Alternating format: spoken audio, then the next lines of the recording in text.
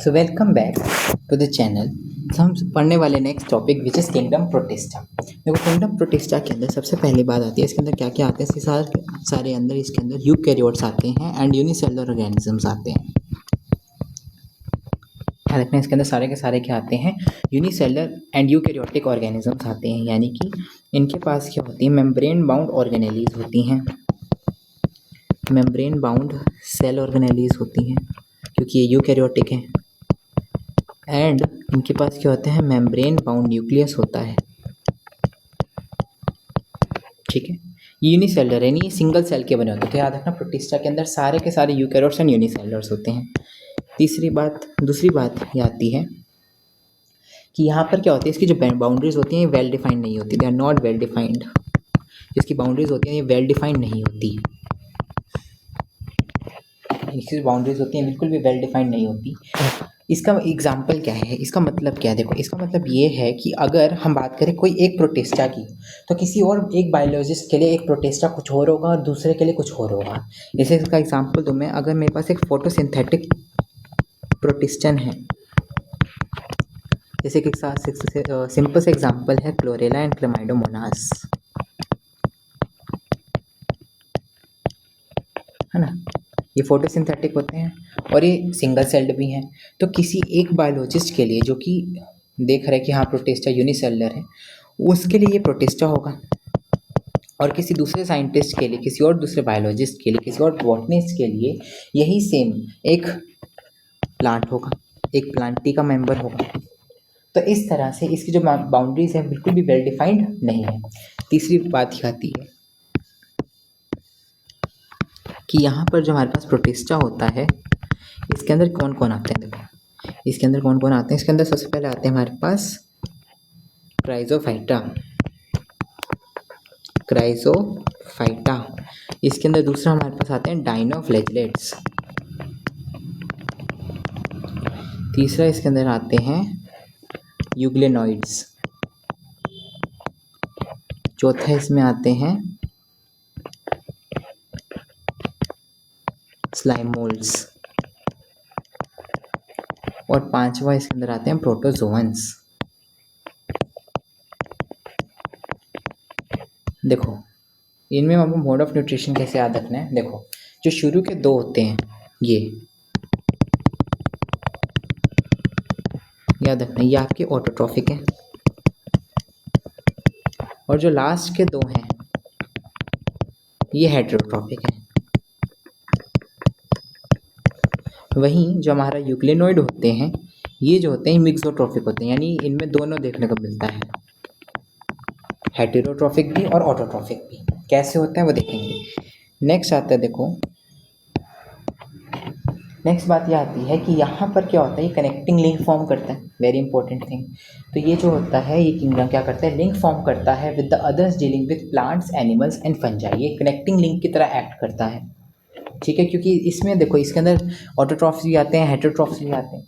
अब ये क्या करते हैं, कनेक्टिंग लिंक की तरह बिहेव करता है। नेक्स्ट इसके अंदर क्या होता है, इसके मेंबर्स के पास फ्लैजिला भी हो सकते हैं, सीलिया भी हो सकते हैं, सूडोपोडियास भी हो सकते हैं, ठीक है। तो इस तरह से अलग अलग तरह के लोकोमोटिव स्ट्रक्चर्स भी होते हैं जो हम देखेंगे फर्दर प्रोटोजोअन्स में जाकर, ठीक है। तो इसमें जो प्रोटिस्टा होते हैं यहाँ पर, अब इसमें सबसे पहले हमारा आता है क्राइजोफाइटा।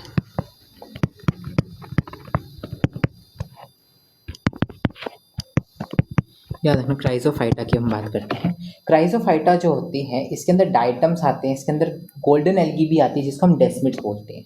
मेनली इनको हम क्या बोलते हैं, डायटम्स बोलते हैं। ये जो होते हैं याद रखना, ये फ्रेश वाटर में मिलते हैं, ये जो होते हैं फ्रेश वाटर में मिलते हैं, ये एक्वेटिक होते हैं, ये आपके मेनली एक्वेटिक ही होते हैं और मेनली ये फ्रेश वाटर में मिलते हैं, एज वेल एज ये मेराइन इन्वायरमेंट्स में मिलते हैं। तो ये फ्रेश वाटर में भी मिलते हैं और मेराइन इन्वायरमेंट्स में भी मिलते हैं, ठीक है। अगर हम इनकी बात करें, ये इनको हम क्या बोलते हैं, फाइटोप्लैंक्टन्स। याद रखना, इनको क्या बोलते हैं हम, फाइटोप्लैंक्टन्स। याद रखना, इनको हम क्या बोलते हैं, इनको हम फाइटोप्लैंक्टन्स बोलते हैं। देखो इसको हम ऐसा क्यों बोलते हैं, ये बहुत इंपॉर्टेंट है। इसको हम ऐसा इसलिए बोलते हैं क्योंकि देखो फाइटो मीन्स प्लांट लाइक, क्योंकि ये प्लांट लेस से होते हैं, है ना, ये फोटोसिंथेटिक होते हैं। ये फोटोसिंथेटिक होते हैं, ये ऑटोट्रॉफिक होते हैं, इसलिए इनको हम फाइटो बोलते हैं क्योंकि प्लांट जैसे हैं। और प्लैंक्टन्स का मतलब होता है वो जो वाटर करेंट्स के साथ बह जाए, उनको बोलते हैं प्लैंक्टन। प्लैंक्टन का मतलब होता है वन जो फ्लोट कर जाए पानी के साथ, है ना, पानी के साथ जो बह जाए उसको बोलते हैं प्लैंक्टन। तो याद रखना ये जो होते हैं माइक्रोस्कोपिक होते हैं और ये पानी वाटर करेंट्स के साथ फ्लोट करते हैं, इसलिए इनको हम प्लैंक्टन बोलते हैं। और क्योंकि ये प्लांट जैसे होते हैं, most of them are photosynthetic, इसलिए इनको हम क्या बोलते हैं, फाइटोप्लैंक्टन्स भी बोलते हैं, क्योंकि ये फ्लोट कर जाते हैं अलोंग विद वाटर करेंट्स, इसलिए इनको हम फाइटोप्लैंक्टन्स बोलते हैं क्योंकि प्लांट जैसे होते हैं और ये फ्लोट कर जाते हैं। नेक्स्ट बात ये आती है कि जो डायटम्स होते हैं इनके जो सेल वॉल्स होती हैं ये टू थिन ओवरलैपिंग शेल्स बनाती हैं। देखो इनमें क्या होता है, इस तरह से ना सिलिका के 2 शेल्स लगे होते हैं इस तरह से, तो ये सोप लाइक अपीयरेंस लगती है। तो इनकी जो सेल वॉल होती है वो कैसी होती है, याद रखना, सिलिका की बनी हुई होती है और ये बिल्कुल ऐसे जैसे सोप बॉक्स नहीं होता वैसे एक दूसरे के अंदर इस तरह से अरेंज्ड होते हैं। तो याद रखना जो डायटम्स होती हैं इनमें जो सेल वॉल्स होती हैं वो क्या करती हैं, ये इसकी सेल वॉल है एक तरह से, याद रखना सिलिका की बनी है, ये बहुत हार्ड होती हैं, ठीक है, ये इतनी हार्ड होती है कि अगर इनके ऊपर आप एक हाथी भी पैर रखते तब भी क्रश नहीं होएंगी, तो इतनी हार्ड होती हैं। तो जो डायटम्स की जो सेल वॉल्स होती हैं वो क्या करती हैं, 2 थिन ओवरलैपिंग शेल्स बना लेती हैं जो आपस में जैसे सोप बॉक्स नहीं होता सोप बॉक्स, वैसे एक दूसरे के अंदर फिट हो जाती हैं, ठीक है। यहाँ पर जो इनकी वॉल्स होती हैं उसके अंदर क्या होता है, सिलिका प्रेजेंट होता है और ये जो वॉल्स होती हैं ये इनडिस्ट्रक्टेबल होती हैं, हार्ड होती हैं, इनडिस्ट्रक्टेबल होती हैं, ये इनडिस्ट्रक्टेबल होती हैं। यानी अगर मैंने बताया ना एग्जांपल देखिए, अगर इसके ऊपर आप क्या करो एक एलिफेंट को भी रख दो तब भी ये नहीं टूटेंगी, इतनी हार्ड होती हैं ये। अगर हम बात करें जो डायटम्स होते हैं जब ये मर जाते हैं तो ये क्या करते हैं, ये जो आपके समुद्र होता है, जो आपका जो भी आपका वाटर बॉडी होती है उसके धरातल पर बैठ जाकर ये सबमिट हो जाते हैं, वहाँ पर जाकर ये एक्यूमुलेट हो जाते हैं इस तरीके से। तो ये क्या करते हैं इस तरह से यहाँ जाकर ये जमा हो जाते हैं, एक्यूमुलेट हो जाते हैं और क्या बना लेते हैं, डायटमेशियस अर्थ। क्योंकि इनकी जो सेल मेम्ब्रेन है, सेल वॉल है, वो डिस्ट्रॉय तो होती नहीं, इंडिस्ट्रक्टेबल होती है, इंडिस्ट्रक्टिव होती है। तो क्या करती है, जब ये मर जाते हैं तो इनकी जो सेल वॉल होती है वो नीचे जाकर एक्यूमुलेट कर देती हैं और क्या बना लेती हैं, डायटमेशियस अर्थ, डायटमेशियस अर्थ, ठीक है। इस तरह से डायटमेशियस अर्थ बना लेती हैं और बिलियन ऑफ ईयर्स में जाकर ये डायटोमेशियस अर्थ बनती है। ये डायटोमेशियस अर्थ ना बहुत ज़्यादा ग्रिटी होती है, इसलिए इसको पॉलिशिंग में, फिल्ट्रेशन ऑफ ऑयल्स में एंड सिरप्स बनाने में भी सिरप्स को भी फिल्टर करने में यूज़ किया जाता है। तो याद रखना इसलिए इसको किस में यूज़ किया जाता है, पॉलिशिंग में, बीइंग ग्रिटी, याद रखना क्योंकि ये ग्रिटी होती है, याद रखना ये ग्रिटी होती है इसलिए इसको पॉलिशिंग में यूज़ किया जाता है, फिल्ट्रेशन में यूज़ किया जाता है, filtration of oils, filtrations of syrups, इस सब में इनको यूज़ किया जाता है। इसका एक वो आ गया यूजेज, याद रखना वेरी इंपॉर्टेंट। जो डायटम्स होते हैं याद रखना इनको चीफ प्रोड्यूसर्स ऑफ ओशंस भी कहते हैं। इतना फोटोसिंथेसिस करते हैं, इतना फोटोसिंथेसिस करते हैं, इतनी ज़्यादा ये फोटोसिंथेसिस करते हैं, इतने ज़्यादा ऑटोट्रॉफिक होते हैं कि इनको हम चीफ प्रोड्यूसर्स ऑफ ओशन बोलते हैं। प्रोड्यूसर्स यानी जो फोटोसिंथेसिस करते हैं, जो प्रोड्यूस करते हैं, तो याद रखना इनको हम चीफ प्रोड्यूसर्स भी कहते हैं।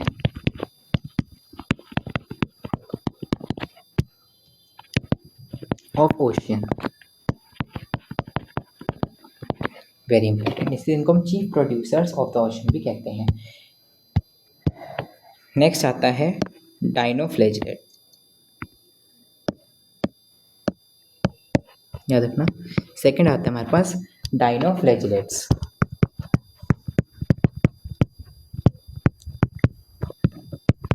ठीक है, इसको आप याद रख सकते हो रंगीली डायन से, रंगीली डायन। तो याद रखना ये बहुत कलरफुल होते हैं, है ना, डायन से याद रखो ये बहुत टॉक्सिक होते हैं, टॉक्सिन्स रिलीज करते हैं, इससे याद रखो ये कलरफुल होते हैं, इसकी ट्रिक है, ठीक है। याद रखना डाइनो फ्लैजिलेट्स, नाम से समझ में आता है, डाइनो मीन्स 2, फ्लैजिलेट यानी फ्लैजिला, इनके अंदर 2 फ्लैजिला होते हैं,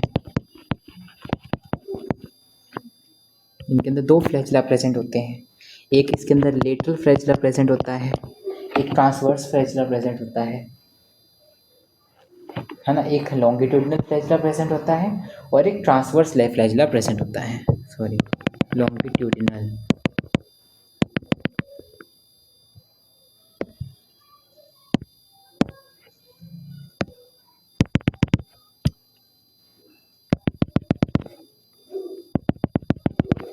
ठीक है, एक होते हैं इनके अंदर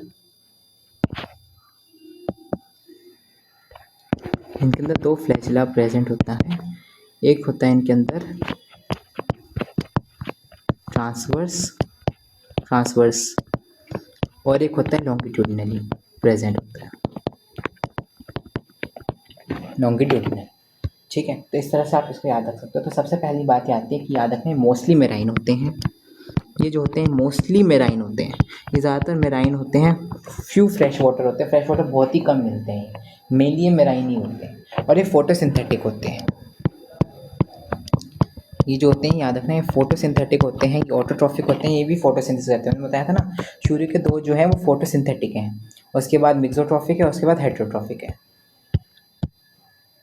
ठीक है, तो ये मोस्टली जो होते हैं मेराइन होते हैं और फोटोसिंथेटिक होते हैं। मैंने बताया ना, ये कलरफुल हैं, तो ये येलो भी होते हैं, रेड भी होते हैं। ठीक है, एनसीईआरटी क्या कहती है, एनसीईआरटी की लाइन है कि they appear yellow, green, brown, blue और red depending on the main pigments present in their cells. तो ये येलो भी होते हैं, ये ग्रीन भी होते हैं, ये ब्राउन भी होते हैं, ये ब्लू भी होते हैं, ये ऑरेंज भी होते हैं, ये रेड भी होते हैं। ठीक है, डिपेंडिंग ऑन द पिगमेंट्स जो इनके अंदर प्रेजेंट हैं, जो पिगमेंट्स इनके अंदर प्रेजेंट है उसके बेसिस पर ये डिपेंड करता है। जो इनकी सेल वॉल होती है याद रखना, वो स्टिफ होती है। ठीक है, और किसकी बनी होती है, वो स्टिफ सेलुलोज की प्लेट्स की बनी होती है ऑन द आउटर सरफेस। इसका डायग्राम हम ऐसे बनाते हैं इस तरीके से। तो इनमें क्या होता है, इस तरह से देखो, सेलुलोसिक वॉल्स होती हैं, सेल प्लेट्स होती हैं, इनको बोलते हैं सेलुलोज की सेल प्लेट्स लगी होती हैं इनमें। These are cell plates, cellulosic cell plates, these are cellulosic cell plates, cellulosic cell plates। ठीक है, याद रखना। और यहाँ पर क्या होता है, इस तरह से आपके फ्लैजिला पड़े होते हैं, एक इस तरह से होता है लॉन्गिट्यूडिनल और एक ट्रांसवर्सल। ठीक है, तो इस तरह से घूम घूम के ये चलते हैं, याद रखना। ये अपने इस फ्लैजिला को आगे पीछे लाते हैं और इसको गोल गोल घुमाते हैं और इस तरह से चलते हैं, याद रखना। और ये कलरफुल होते हैं, मैंने बताया ना। 3 पॉइंट्स याद हो गए। नेक्स्ट आता है चौथा पॉइंट। नेक्स्ट पॉइंट ये आता है कि यहाँ पर क्या होते हैं, अगेन यहाँ पर क्या होता है, देखो एक फरो प्रेजेंट होता है और उसके अंदर एक ट्रांसफर सेक्शन, ट्रांसफर्स फ्लैजिला होते हैं, उसके अंदर प्रेजेंट होते हैं, between the cell plates present होता है फरो। तो ये क्या है आपका फरो, जिसमें ये प्रेजेंट है। दिस इज़ द फरो, जिसके अंदर आपका ट्रांसवर्स फ्लैजिला प्रेजेंट है, इसको बोलते हैं हम फरो। नेक्स्ट आता है, देखो हमारे पास क्या होता है, याद रखना। नेक्स्ट एक बहुत इंपॉर्टेंट एग्जाम्पल होता है रेड टाइड का। रेड टाइड क्या होती है, देखो आपके पास एक रेड कलर का डाइनोफ्लैजिलेट होता है, जिसको बोलते हैं हम गॉन्यूलेक्स। इसको क्या बोलते हैं हम, गॉन्यूलेक्स। एक रेड कलर का डाइनोफ्लैजिलेट प्रेजेंट होता है, जिसको क्या बोलते हैं, गॉन्यूलेक्स। ये क्या करता है, ये जब पानी में, जब हमारे समुद्र में इतना तेज़ी से मल्टीप्लाई करता है, इतना तेज़ी से मल्टीप्लाई करता है कि ये क्या करता है, उस समुद्र को, उस टाइड को बिल्कुल रेड कलर का अपीयर करा देता है, और इसको हम बोलते हैं रेड टाइड। ये पानी के ऊपर इतनी तेज़ी से मल्टीप्लाई करता है, इतनी तेज़ी से उगता है, इतनी तेज़ी से ग्रो करता है कि उस पानी को, उस समुद्र के एरिया को जहाँ पर ये ग्रो कर रहा है, बिल्कुल रेड कलर का बना देता है। इस तरह का बना देता है जिससे वो जो है वो रेड कलर की टाइड्स दिखाई देती हैं।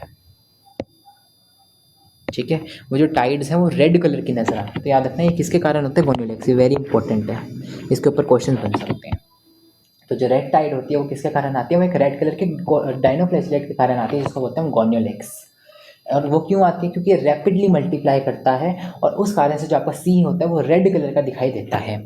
अब हमने क्या बोला, ये क्या है, डायन, यानी ये क्या करता है, टॉक्सिन्स रिलीज़ करता है। याद रखना, ये टॉक्सिन्स रिलीज़ करता है जो कि एक्वेटिक प्लांट्स और एनिमल्स के लिए बहुत ज़्यादा हार्मफुल होते हैं, जो कि एक्वेटिक एनिमल्स के लिए, मेराइन एनिमल्स के लिए बहुत ज़्यादा हार्मफुल होते हैं। ठीक है, जितने भी आपके मेराइन एनिमल्स होते हैं फिशेस, उनके लिए बहुत ज़्यादा हार्मफुल होते हैं, इवन उनको किल भी कर सकते हैं। ठीक है, नेक्स्ट आते हैं यूग्लेनॉइड्स।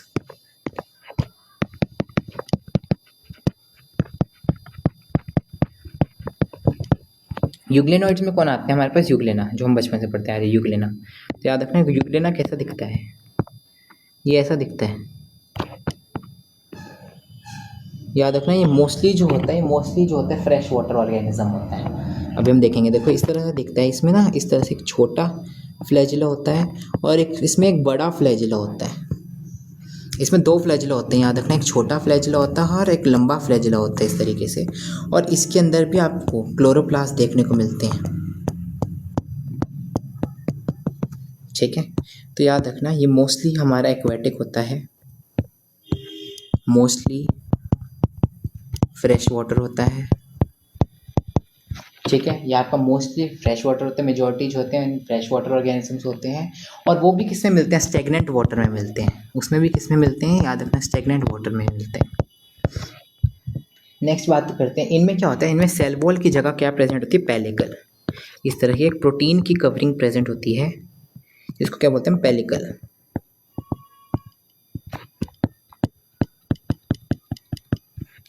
ठीक है, तो इस तरह से इनमें क्या होती है? इसमें इंस्टेड ऑफ सेल वॉल, इसमें सेल वॉल प्रेजेंट नहीं होती। याद रखना इनमें सेल वॉल प्रेजेंट नहीं होती। जो आपके यूग्लेनॉइड्स होते हैं इनमें क्या होती है? प्रोटीन की कवरिंग मिलती है, एक प्रोटीन रिच लेयर मिलती है जिसको बोलते हैं पेलिकल। किसकी बनी होती है? प्रोटीन की। ठीक है, नेक्स्ट बात ये आती है कि इसमें दो फ्लैजिला होते हैं, मैंने बता ही दिया। एक शॉर्ट फ्लैजिला होता है, एक लॉन्ग फ्लैजिला होता है। मैं लिख भी देता हूँ, टू फ्लैजिला प्रेजेंट।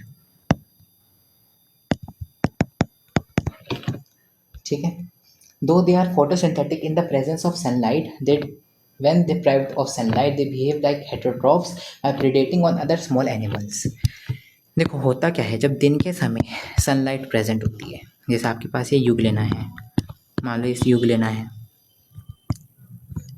ठीक है, यहाँ पर क्या है? सनलाइट प्रेजेंट है। तो क्या करता है? सूरज की रोशनी को यूज़ करके फोटोसिंथेसिस करता है। क्या करता है? यहाँ पर फोटोसिंथेसिस करते हैं। इसके पास क्लोरोप्लास्ट प्रेजेंट है, ये इस सनलाइट को ट्रैप करेंगे और उसको यूज़ करके अपना ये फूड बनाएंगे। तो इस तरह से यहाँ पर ये फोटोसिंथेटिक होता है सनलाइट की प्रेजेंस में। लेकिन जैसी ही रात होती है, याद रखना, जब आपका सूरज डूब गया तो यहाँ पर क्या होता है? ये अपने हंटिंग मोड पे आ जाता है। इससे ये हंटिंग करता है, जो इसका फ्लैजिला होता है ना, इससे हंटिंग करना शुरू कर देता है। ठीक है, इसको घुमा घुमा के हंट करता है अपने ऑर्गेनिजम्स को। तो याद रखना, इसलिए इसका जो मोड ऑफ न्यूट्रिशन हम क्या बोलते हैं? मिक्सोट्रॉफिक। क्योंकि यहाँ पर ये फोटोट्रॉफिक है, यहाँ पर ये फोटोसिंथेटिक है, ये ऑटोट्रॉफिक, और यहाँ पर ये हेटेरोट्रॉफिक है। तो इसलिए इसको क्या बोलते हैं? Mixotrophic mode of nutrition. Next आता है, देखो हमारे पास क्या होता है, जो इसमें पिगमेंट्स होते हैं वो आइडेंटिकल होते हैं टू हायर प्लांट्स। याद रखना, इसमें जो पिगमेंट्स मिलते हैं, फोटोसिंथेटिक पिगमेंट्स की बात हो रही है, they are identical to higher plants.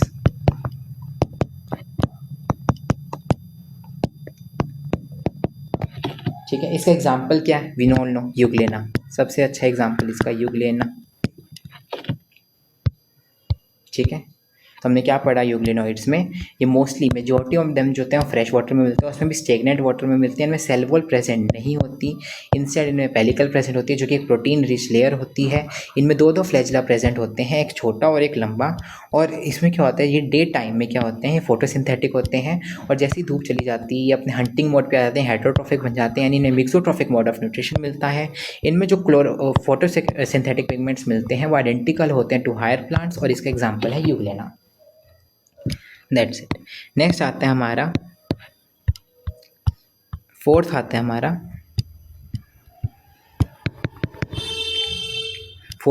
Slime moulds. याद रखना, स्लाइम मोल्ड्स जो होते हैं ना, ये पेड़ों की ब्रांचेस पे उगते हैं। जैसे डेड ब्रांचेस हो जाती हैं या फिर डिकिंग ट्विग्स होती हैं, लीव्स होती हैं, उन पे ये मूव करते हैं, उन पे ये उगते हैं। ये सेप्रोफिटिक होते हैं, याद रखना, ये सेप्रोफिटिक होते हैं। ये पोछे जैसे होते हैं, इस तरह से पोछे जैसे होते हैं, याद रखना। ठीक है, इस तरह से। तो इनमें इस तरह से बहुत सारे न्यूक्लियस मिलते हैं। तो याद रखना ये जो होते हैं ये हमारे सेप्रोफिटिक प्रोटिस्ट होते हैं। मैंने बताया ना ये हेटेरोट्रॉफिक होते हैं। हेटेरोट्रॉफिक में भी याद रखना है कौन से होते हैं, सेप्रोफिटिक। क्यों? क्योंकि ये जो होते हैं डिकेइंग ट्विग्स हो गए उन पे मिलते हैं, डिकेइंग ट्विग्स हो गए, डिकेइंग लीव्स हो गए, उन पे ग्रो करते हैं, डिकेइंग ब्रांचेस हो गई उन पे उगते हैं ये। और ये क्या करते हैं, जो ऑर्गेनिक मैटर होते हैं उसको कंज्यूम करते रहते हैं, उस पे उग उग के, है ना। सुटेबल कंडीशंस में याद रखना ये क्या करते हैं, ये प्लाज्मोडियम की फॉर्म में एग्जिस्ट करते हैं। जब सुटेबल कंडीशंस होती हैं, सुटेबल कंडीशंस में ये प्लाज्मोडियम की तरह एग्जिस्ट करते हैं। कंडीशंस में ये प्लाज्मोडियम की तरह एग्जिस्ट करते हैं।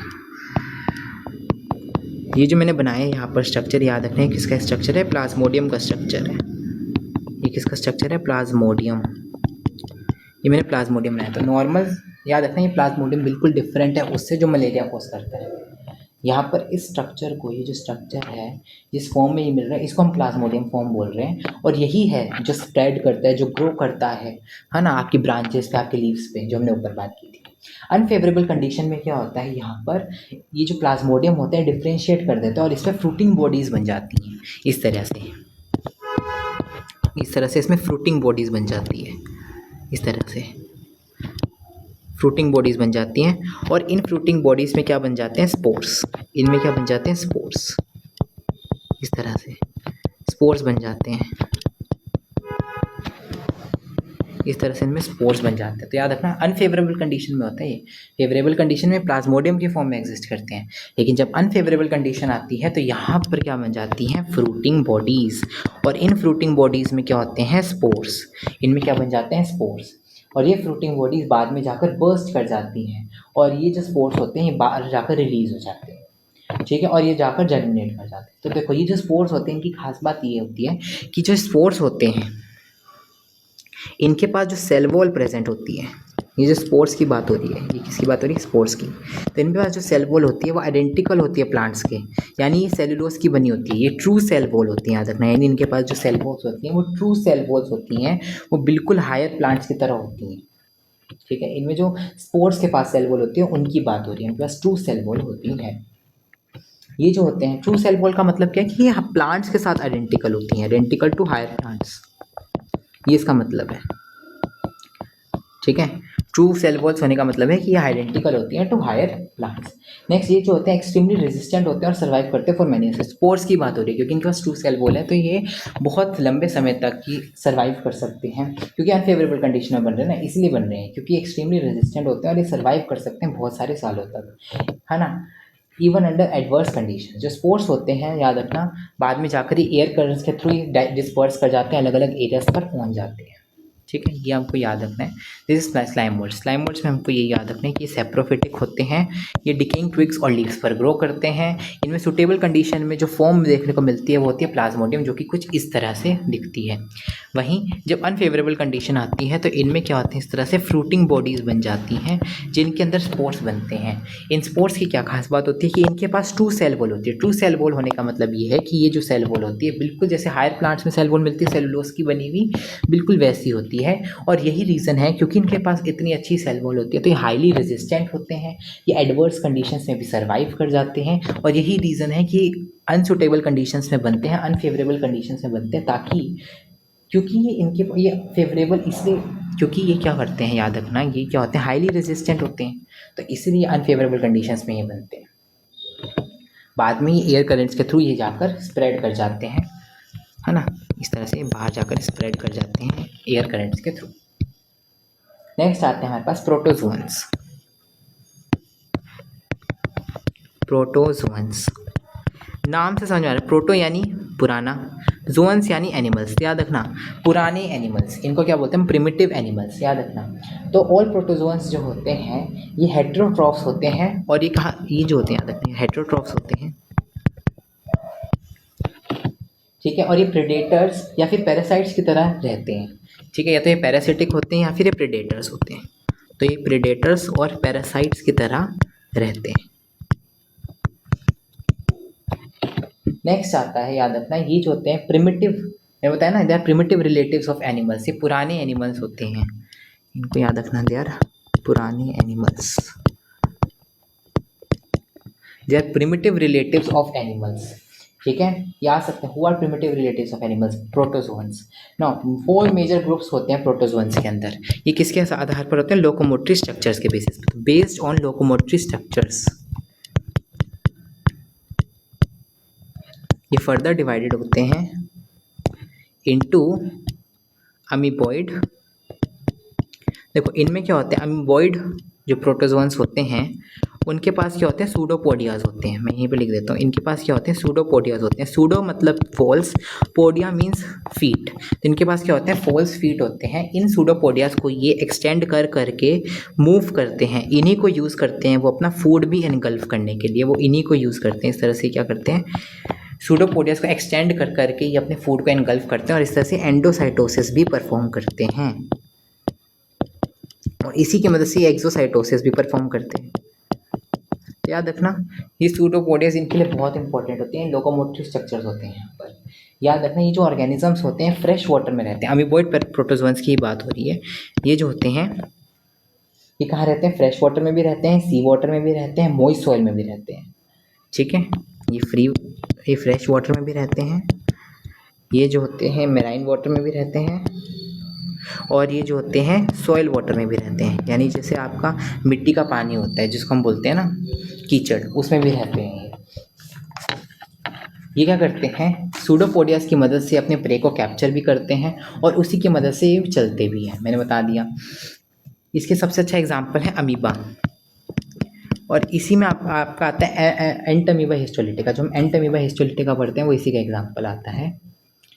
याद रखना वो कह रहे हैं कि मेराइन फॉर्म्स जो होते हैं इनमें, एमीबॉइड पैरामीशियम्स की बात हो रही है कि जो मेराइन फॉर्म्स होती हैं इनके पास क्या होते हैं? यहाँ पर सिलिका के शेल्स प्रेजेंट होते हैं इनके सरफेस पे। तो जो अमीबॉइड प्रोटोजोअन्स होते हैं हमारे पास, उनकी जो मेराइन फॉर्म्स होते हैं, हमने बोला ना ये मेराइन भी मिलते हैं कुछ कुछ, तो इनकी जो मेराइन फॉर्म्स होते हैं उन्हीं के अंदर सिलिका के शेल्स भी प्रेजेंट होते हैं उनके सरफेस पे।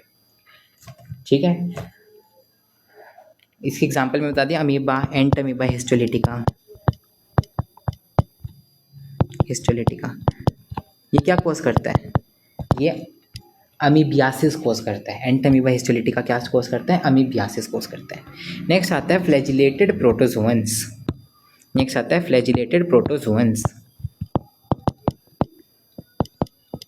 नेक्स्ट आते हैं फ्लैजिलेटेड प्रोटोजोअन्स, जिनके पास फ्लैजिला होता है एज अ लोकोमोटरी स्ट्रक्चर। जिनके पास फ्लैजिला प्रेजेंट होता है एज अ लोकोमोटरी स्ट्रक्चर, उनको बोलते हैं हम फ्लैजिलेटेड प्रोटोजोअन्स।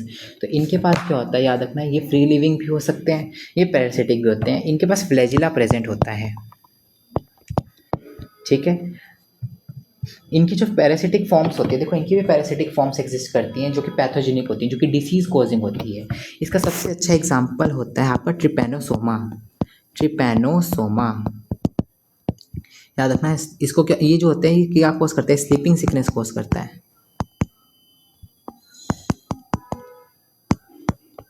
याद रखना जो आपका ट्रिपैनोसोमा होता है ये ट्रिपैनोसोमियासिस कॉज करते हैं, जिसको हम क्या बोलते हैं? Sleeping sickness. इसी को बोलते हैं हम स्लीपिंग सिकनेस। याद रखना इसमें इंसान कोमा में चला जाता है। ठीक है, नेक्स्ट आता है सिलिएटेड प्रोटोजोअन्स। यहाँ पर जगह नहीं, मैं नीचे लिख देता हूँ। इसके बाद नेक्स्ट आते हैं आपके पास सिलिएटेड प्रोटोजोअन्स। सिलिएटेड प्रोटोजोअन्स में क्या होते हैं? सीलिया प्रेजेंट होते हैं। ये जो सीलिया होते हैं ये इनको लोकोमोशन में भी हेल्प करते हैं, और यही सीलिया जो होते हैं ये टू एंड फ्रो मूवमेंट करके वाटर करेंट्स की मदद से खाने को भी गलेट के अंदर पहुंचाते हैं। जो फूड कैविटी होती है उसके अंदर पहुंचाते हैं, जिसको क्या बोलते हैं हम? गलेट। याद रखना थाउजेंड्स ऑफ सीलिया प्रेजेंट होते हैं। ये चप्पू की तरह चलते हैं, ये टू एंड फ्रो मूवमेंट करते हैं और इस तरह से वाटर करेंट्स की मदद से, पानी के बहाव की मदद से खाने को गलेट के अंदर पहुंचाते हैं। इस तरीके से देखो, जैसे आपके पास ये क्या है? पैरामीशियम के एग्जांपल से लेते हैं। इसमें क्या होता है? इस तरह से सीलिया प्रेजेंट है। देखो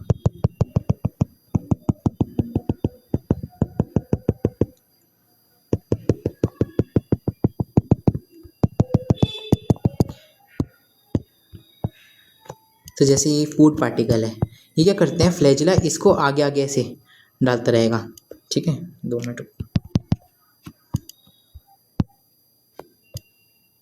ये क्या करता है? इनको ऐसे ऐसे आगे पुश करते हैं, जैसे फूड है ना, ये क्या करते हैं? सीधे इनको आगे ऐसे ऐसे पुश करते हैं।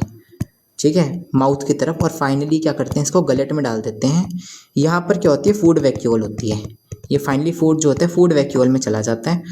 ठीक है, तो इस तरह से यहाँ पर क्या होता है, सीलिया टू एंड फ्रो मूवमेंट करके, है ना, ये इस फूड को भी गलेट में पहुँचाने का काम करती हैं और दूसरा इसको लोकोमोशन में भी हेल्प करती हैं।